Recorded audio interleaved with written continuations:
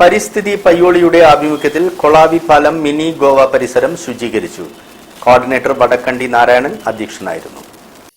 ശുചീകരണ പ്രവർത്തനങ്ങളുടെ ഭാഗമായി പ്ലാസ്റ്റിക് മാലിന്യങ്ങൾ, ചെരുപ്പ്, ബാഗ്, തെർമോകോൾ, റെക്സിൻ, കുപ്പികൾ എന്നിവയെല്ലാം ശേഖരിച്ച് ഹരിതകർമ്മ സേനയ്ക്ക് കൈമാറാൻ പരിസ്ഥിതി പയ്യോളി പ്രവർത്തകർ സജ്ജീകരണങ്ങൾ നടത്തി. തുടർന്ന് ബീച്ചിൽ നടന്ന ചടങ്ങിൽ പരിസ്ഥിതി പയ്യോളിയുടെ കോർഡിനേറ്റർ വടക്കണ്ടി നാരായണൻ അധ്യക്ഷത വഹിച്ചു.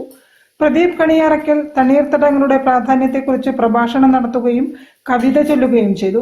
കഴിഞ്ഞ ദിവസം BBC റിപ്പോർട്ട് കണ്ടത് ഒരു കൊക്ക്, ആ കൊക്ക് തളർന്ന അവശരായിട്ട് വീണിട്ട് ആളുകൾ അവിടുത്തെ പക്ഷി സ്നേഹികളെ സമീപിച്ചപ്പോൾ നമ്മൾ കണ്ടത് ആ പക്ഷിയുടെ കൊക്കിനകത്ത് ഒരു പ്ലാസ്റ്റിക് മൂടി കുടുങ്ങിക്കിടക്കുകയാണ്. അങ്ങനെ അവിടുത്തെ പക്ഷി സ്നേഹികളായ ആളുകളുണ്ട് എന്നുള്ളതാണ് വളരെ സന്തോഷം. അവരെല്ലാവരും ഒന്നിച്ചിറങ്ങുന്നു, അന്വേഷിക്കുന്നു, കണ്ടെത്തുന്നു. അതിൻ്റെ കൊക്കിൽ പിന്നെ അതിന് വെള്ളം കുടിക്കാനോ ഭക്ഷണിക്കാനോ ഒന്നും പറ്റാത്ത അവസ്ഥയാണ്.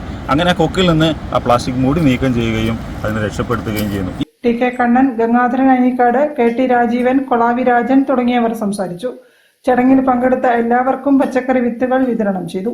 ഹംസ കാട്ടുകണ്ടി, T ശരത്ത്, KP വഹാബ് തുടങ്ങിയവർ ശുചീകരണത്തിന് നേതൃത്വം നൽകി.